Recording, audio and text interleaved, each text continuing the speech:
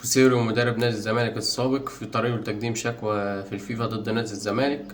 هو اصلا فسخ العقد معاه وما خدش مستحقاته، فهو هيقدم شكوى ضد نادي الزمالك ويتم ايقاف القيد تاني وتالت ورابع. نادي الزمالك طبعا بيعق، بيطلع بيان من كام يوم وقال لك احنا تم فسخ العقد بالتراضي، وما فيش اي حاجه من ده كله. بوسيرو طلع في الصحف البرتغاليه قال لك انا فسخنا العقد من غير ما اخد راتبه مستحقاته من 3 شهور. تمام. فهو هيقدم شكوى في الفيفا يتم ايقاف قيد نادي الزمالك تاني.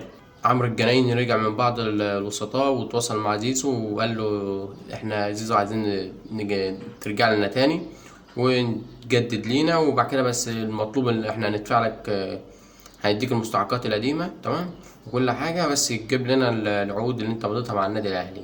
هم مفكرينه اصلا ايه يعني؟ انا مش فاهم انا. انت يعني هو يروح يجيب لك العقود اللي هو مضاها مع النادي الاهلي عشان تقدمها في الشكوى، تقدمها للفيفا وتم ايقاف قيد النادي الاهلي؟